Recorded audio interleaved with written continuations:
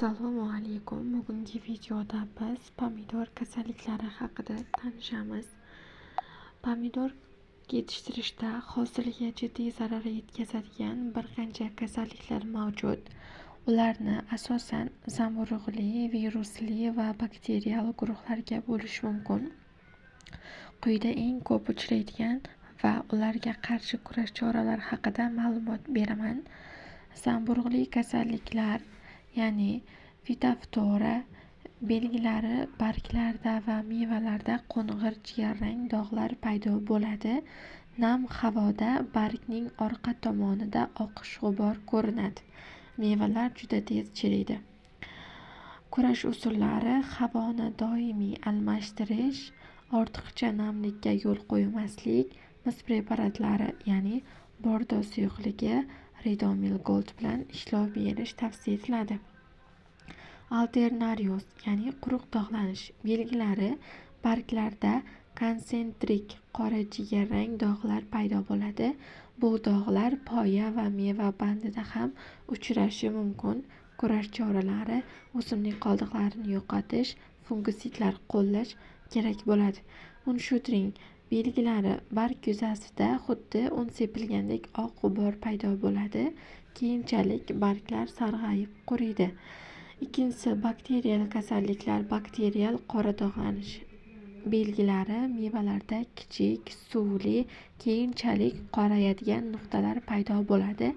Barglarda ham mayda qora dog'lar ko'rinadi. Kurash usullari: urug'larni ekishdan oldin dezinfeksiya qilish, misli preparatlar bilan purkash kerak bo'ladi. Uchinchisi, fiziologik kasalliklar. Uchki chirish, ya'ni meva hali pishmasdan turib uning ostki qismi qorayib, quriydi va yassi bo'lib qoladi. Sababi tuproqda kalsiy yetishmovchiligi yoki sug'orish rejimining buzilishi hisoblanadi. Kurash usullari: kalsiyli o'g'itlar bilan bargdan oziqlantirish va bir maromda sug'orish kerak bo'ladi. Kasallikning oldini olish uchun umumiy tavsiyalar: almashlab ekish, pomidorni ketma-ket bir joyga yoki kartoshkadan keyin ekmaslik kerak. Namlik nazorati: suvni o'simlikning bargiga emas, balki tagiga quyishga harakat qilish kerak. Kechki payt sug'orishdan qochish kerak. Tozalik, ya'ni kasallangan barglarni va o'simliklarni darhol yulib, tomorqadan uzoqroq joyda saqlash kerak. Chidamlilik: imkon qadar kasalliklarga chidamli bo'lgan duraga, ya'ni F1 navlarini tanlash kerak. Har qanday kimyoviy preparatni qo'llashdan oldin uning yo'riqnomasini diqqat bilan o'qish va meva pishishiga necha kun qolganda ishlov berish mumkinligiga e'tibor berish zarur. Pomidor yetishtirishda yuqoridagilardan tashqari yana bir qancha jiddiy muammolar va kasalliklar borki, bularni bilish hosilni saqlab qolishda juda muhim hisoblanadi. Virusli kasalliklar: bular eng xavfli kasalliklar hisoblanadi.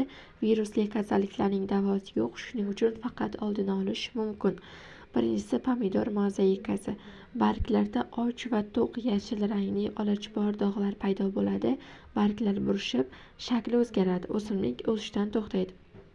Tarqalishi asosan shira va tripslar orqali, shuningdek ifloslangan mehnat qurollari orqali ham yuqadi. Chorasi: kasallangan tubni ildizi bilan sug'orib olib, yoqib yuborish kerak. Shira va boshqa hasharotlarga qarshi vaqtida ishlov berish lozim. Wilt, ya'ni so'rish kasalliklari. Bu kasalliklar o'simliklarning tomirlarini ichkaridan zararlaydi.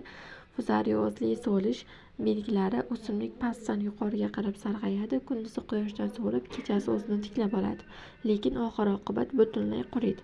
Poya kesib ko'rilsa, ichidagi tomirlari jigarrang bo'lib qolganini ko'rishimiz mumkin.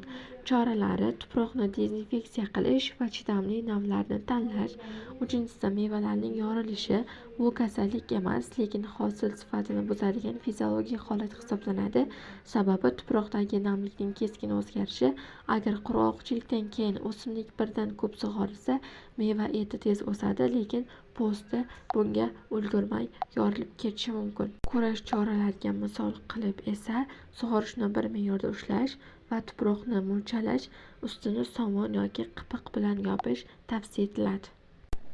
Zararkunandalar, ya'ni kasallik tashuvchilar. Ba'zida kasallik deb o'ylangan narsa aslida hasharotning zarari bo'ladi. Pomidor kiyasi. Barglar ichini yeb, shaffof yo'lakchalar hosil qiladi va mevaga kirib, uni ichidan chiritadi. Oq qanot barg orqasiga yopishib qolib, shirani so'radi. Natijada bargda qora qurum, ya'ni zamburug' paydo bo'ladi.